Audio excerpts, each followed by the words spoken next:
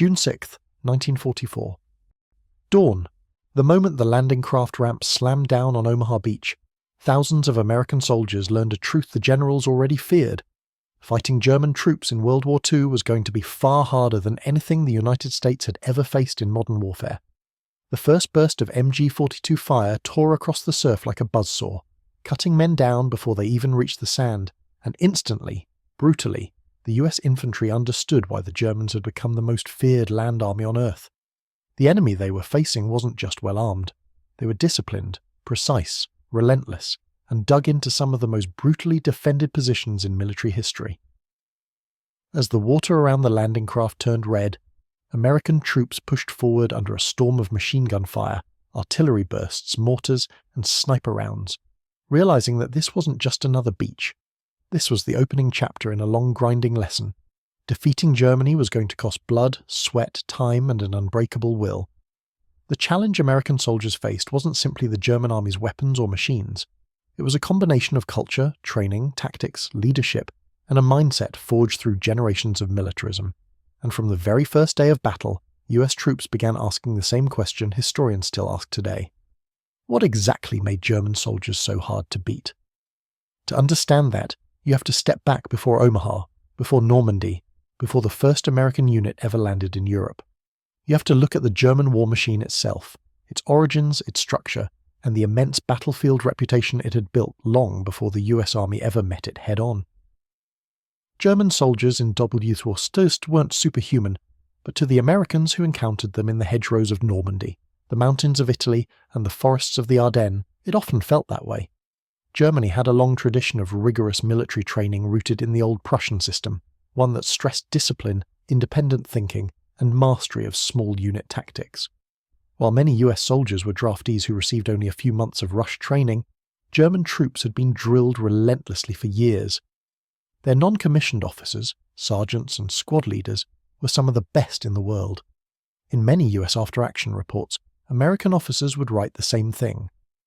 Their NCOs kept fighting even when the officers fell. Their squads kept moving even when cut in half. That resilience shocked American troops who expected the enemy to break once they were outnumbered or outgunned. Instead, German units often held positions far longer than doctrine required, counter-attacked aggressively even when weakened, and staged fighting withdrawals so skillfully that pursuing US units walked into ambush after ambush. And then there were the German weapons, especially the MG-42, the machine gun that defined the European battlefield. Firing up to 1,500 rounds per minute with a distinct ripping sound Americans called Hitler's buzzsaw, the MG-42 could lock down entire fields, roads, forests, and hedgerows. US infantry squads, built around the slow-firing Browning automatic rifle, were forced to adapt to an enemy whose squad tactics revolved around overwhelming machine gun dominance. A single German MG-42 could pin a US platoon in place for hours. Two MG-42s, properly positioned and covered by riflemen, could devastate entire companies. On Omaha Beach alone, a handful of MG nests nearly wiped out the first waves of US troops before they could even fire back. German mortars were equally feared. Their 84mm mortar crews were so efficient that US troops often described German mortar fire as instant, arriving within seconds of being spotted. Even artillery was delivered with terrifying accuracy, thanks to advanced forward observers and rapid communications. The US Army, although incredibly powerful, faced an opponent that had refined land warfare to a brutal science long before American boots stepped onto European soil, but equipment and training were only part of the equation. What truly shocked US soldiers was the German mindset. By 1944, the average German infantryman had been conditioned from childhood to obey, endure, and persist. They were taught that retreat was dishonor, hesitation was failure, and the fatherland demanded total commitment. Even when surrounded, out of ammunition, bleeding, starving, or freezing, German units often refused to surrender unless completely annihilated. American troops compared them to steel springs. Even when compressed under overwhelming force, they snapped back with explosive violence. This mindset played out in Normandy, where German soldiers fought from every hedgerow like it was a fortress. They staged local counterattacks day and night. Snipers hunted US officers relentlessly. Machine gun teams relocated with incredible speed, making it nearly impossible to track their positions. One platoon leader after another reported the same thing. Every time we broke through one line, they formed another. Every time we thought they were retreating, they counterattacked. They never fought like a beaten army. Even more shocking was the German ability to improvise under pressure. US forces frequently reported encountering small groups of German soldiers who had regrouped on their own, rebuilt defensive lines without orders, and coordinated fire and movement as if rehearsed. This decentralized style of warfare, called Auftragstactik or mission-type tactics, allowed Germans to maintain pressure even when cut off from command. The terrain of Europe amplified the challenge. The hedgerows of Normandy were natural fortresses, walls of earth and vegetation several feet thick that turned every 20 yards into a new battlefield. German soldiers used them better than anyone, placing machine guns in interlocking patterns that created deadly kill zones. US troops often advanced only a few yards before being hit by sniper fire or machine gun bursts so precise it felt surgical. American units quickly learned that moving during daylight was deadly. Even armoured vehicles were trapped. German anti-tank teams armed with Panzerfausts hid in hedgerows and let tanks pass before striking from the side. Entire armoured platoons vanished this way, destroyed by soldiers often no older than teenagers, but trained to strike with ruthless efficiency. And yet, even when the US Army adapted, using tanks to bulldoze hedgerows and engineers to blow gaps, the Germans simply fell back, regrouped, and repeated the pattern. It was like fighting a ghost that always stayed one step ahead. American soldiers also had to adjust to German deception tactics. The enemy often fired at night to keep units awake, repositioned machine guns between bursts to hide their location, used fake retreats to lure troops into ambush, and booby-trapped everything from abandoned helmets to houses to fallen soldiers. US patrols were wiped out because they assumed silence meant safety. Many soon discovered silence usually meant an ambush was coming. German snipers were legendary, not just for accuracy but for patience. Some stayed hidden for days, eliminating officers, radio men and medics before slipping away unnoticed. One sniper in Normandy pinned down an entire battalion for nearly 12 hours. US soldiers came to fear the quiet moments as much as the noisy ones. But the greatest shock came in the city fighting, especially in Metz, Aachen, and later the Hürtgen Forest. In these brutal environments, German defenders formed small strongpoints that forced US troops into deadly street-to-street battles. Every window, door, cellar, attic, and sewer became a firing position. German troops fought from rubble, basements, collapsed buildings, and improvised bunkers. They turned entire city blocks into traps. American units advancing through buildings were hit from above, below, and behind. German machine gunners fired from church towers and factory windows. Riflemen shot from holes punched through brick walls. Grenadiers launched hand grenades through shattered roofs. Clearing a single building could cost dozens of American lives, and even when US troops secured an area, a German counterattack often arrived within minutes. This endless grinding cycle drained morale and pushed many soldiers to the breaking point. Then came the real test, the Ardennes offensive in December 1944. In the chaos of the Battle of the Bulge, American troops finally understood just how dangerous the German army could be when cornered. Despite dwindling manpower and supplies, the Germans launched a massive surprise offensive through the snowy forests of Belgium and Luxembourg. The initial assault shattered American lines. Entire regiments were overrun. Communications collapsed. German tanks rolled through fog and smoke like phantoms. American soldiers endured freezing temperatures, blizzards, and brutal ambushes. The German forces, though weakened, still fought with fanatical determination. SS units showed no mercy, and some massacred prisoners. The sudden onslaught forced American troops to adapt faster than ever before. But even as the battle raged, US soldiers faced something else, another terrifying German weapon, the Tiger and Panther tanks. These armoured giants could destroy US Shermans from over a mile away. Their armour seemed nearly invincible. Their guns were terrifyingly accurate. Some American tank crews called them mobile bunkers. In the Bulge, US infantrymen often heard the Tigers before seeing them, the heavy clank of treads, the deep hum of engines echoing through the forest. Many froze in fear, others fled. But more often than not, they dug in and fought back, using teamwork and artillery to counter the German armoured superiority. Yet despite all of this, despite German discipline, training, weapons, tanks, tactics, and ferocity, the US Army adapted. It learned, it overcame, and eventually it crushed the Wehrmacht on the Western Front. But that victory wasn't guaranteed in 1944.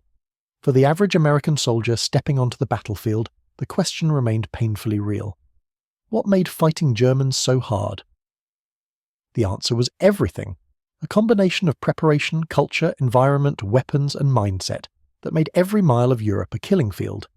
December 17th, 1944. Snow fell so heavily across the Ardennes that it swallowed sound, vision, and hope all at once. But the moment German artillery ripped open the morning sky, every American soldier knew the nightmare wasn't over. They were still fighting one of the most dangerous armies the world had ever seen. As US infantry scrambled through foxholes filled with ice and mud, they confronted the same brutal lesson they had learned since Normandy. German soldiers didn't give up, didn't slow down, didn't back away. Even cornered, starving, and outnumbered, they struck with precision and fury. What made them so hard to beat wasn't just their equipment or training. It was their mindset, their tactical instincts, and their refusal to accept defeat until they were physically incapable of continuing. At the height of the Battle of the Bulge, American soldiers found themselves outflanked, outgunned, and overwhelmed by German units executing the kind of coordinated chaos that had made the Wehrmacht famous since 1939. German infiltration teams slipped through forests dressed in American uniforms, sowing confusion. Panzer divisions smashed defensive lines with brutal speed. SS units executed lightning nighttime attacks designed to terrify and disorganize. And everywhere, American troops encountered the same cold, unshakable reality. They were fighting an enemy that could move, think, and strike with a level of aggression the US Army had never seen before. But by late 1944, something had changed. Not in the Germans, but in the Americans. Months of brutal fighting had hardened them. They had adapted to German tactics, studied German defenses, and learned to exploit German weaknesses. Yet despite that growing experience, every US soldier still felt the pressure of fighting an opponent who excelled at turning small advantages into deadly traps. German engineers mined roads with terrifying precision, using wooden, metal, and pressure-fused charges that could flip tanks or obliterate jeeps without warning.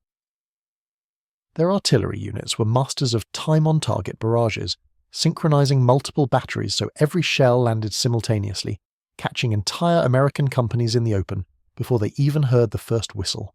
Their snipers remained lethally patient, eliminating medics and officers first to break unit cohesion. Their counterattacks were timed to strike exactly when American lines looked stable, often hitting with such force that US troops mistook them for fresh divisions rather than exhausted remnants.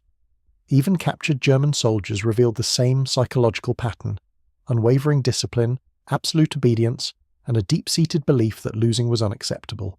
Many Americans expected the Wehrmacht to crumble as the war turned against them, but Germany's soldiers kept fighting with the intensity of men who believed retreat meant national annihilation. US infantrymen came to respect, and fear, German defensive instincts. When forced to fall back, German troops didn't scatter. They reformed instantly into new defensive pockets. A farmhouse became a fortress. A hedgerow became a trench line. A pile of rubble became a sniper nest. Their ability to turn any terrain into a battlefield forced American troops to fight hard for every inch of ground. In the forests of the Vosges, German units used the thick trees to funnel US troops into kill zones. In the mountains of Italy, they built tiered defences that made every ridge a blood price. In the Hürtgen Forest, the dark, miserable hellhole many soldiers called a green Stalingrad, German troops turned minefields, booby traps, and artillery into a nightmare so relentless that entire US battalions were erased. The Hürtgen taught American soldiers a terrible truth. Sometimes, the forest itself was easier to fight than the Germans hiding inside it, and what truly shocked American soldiers was how calm and methodical German units were under fire. When US artillery pounded a German position, the defenders simply waited it out, then counterattacked the moment the barrage stopped. When American tanks appeared, German anti-tank teams with Panzerfausts and Panzerschrecks crawled forward through mud and snow, willing to die as long as they took a Sherman with them. When American infantry overran a trench, German machine gun crews would reappear minutes later, repositioned to catch the attackers in the open. Even in retreat, the Germans fought like experts. Their rear guards were some of the deadliest in history. Small units that used smoke, mines, and precise rifle fire to delay US advances long enough for their main forces to escape. Many US soldiers described chasing German troops like trying to grab smoke. Every foothold seemed to slip away, and every advance seemed to cost lives. American troops also came face to face with the terrifying efficiency of German communications. Wehrmacht radio teams responded to battlefield developments in seconds. Orders moved quickly, reconnaissance reports were accurate, units coordinated fluidly. Even when outmatched strategically, German tactical awareness remained frighteningly sharp. Meanwhile, American forces, still mastering combined arms warfare, sometimes suffered from slow communication between infantry, artillery and armour. A US squad might not receive fire support quickly enough, giving German units time to reposition or escape. German commanders deployed reserve companies with surgical precision, often throwing back US breakthroughs that should have shattered their lines. This tactical reflex, this ability to react instantly, made even weakened German divisions dangerous. But perhaps the most sobering lesson came when American units overran German positions and discovered how few defenders they had actually been fighting. Many defensive lines that stalled US battalions for hours had been held by only a handful of Germans, machine gun crews of just 3 or 4 men, rifle squads of 6, mortar teams of 2. The sheer effectiveness of these small groups shocked American officers who expected far larger numbers based on the volume of fire. It became clear that the Germans' real strength wasn't manpower, it was how effectively they used what little they had left. As the Allies pushed toward Germany in early 1945, American soldiers encountered another deadly factor: fanatical last-stand resistance. German units, realizing their homeland was at stake, fought with the desperation of men defending their families. Nazi propaganda fueled this fury, convincing soldiers and civilians alike that surrender meant enslavement or execution. US troops advancing into the Siegfried Line faced pillbox networks, anti-tank traps, dragon's teeth, and miles of barbed wire. Even teenage soldiers of the Volkssturm, many with barely any training, fought with terrifying commitment, sometimes holding off full American platoons before falling. And as US forces approached the Rhine, the Germans didn't simply defend, they counterattacked with whatever they had: damaged tanks, improvised armoured vehicles, and dangerously determined infantry. The Rhine crossing showed the Americans just how far the Germans were willing to go to delay defeat. But despite the brutality of the fighting, something remarkable happened. The US Army kept improving, its logistics overwhelming, its artillery devastating, its soldiers battle-hardened, its tactics refined. This adaptation turned the tide. American combined arms warfare, infantry, tanks, air power and artillery operating together, grew so efficient that even elite German divisions struggled to counter it. By spring 1945, German units were exhausted shadows of their former selves. They still fought fiercely, but the weight of American industry, manpower and firepower finally crushed them. Yet even in victory, one truth remained unchanged. US soldiers never forgot how tough their enemy had been. Interviews after the war almost always repeated the same line: "We never fought anyone like the Germans. Not because Germans were invincible, they weren't. Not because they were superhuman, they weren't. But because they fought with discipline, resilience, tactical intelligence, and a refusal to break until the very end. American soldiers in WWII didn't just defeat the German army, they earned its respect, and gave theirs in return." And long after the war ended, veterans remembered the same thing. The Germans had been hard to fight not because they were perfect, but because they were relentless. Every day, every battle, every inch of ground.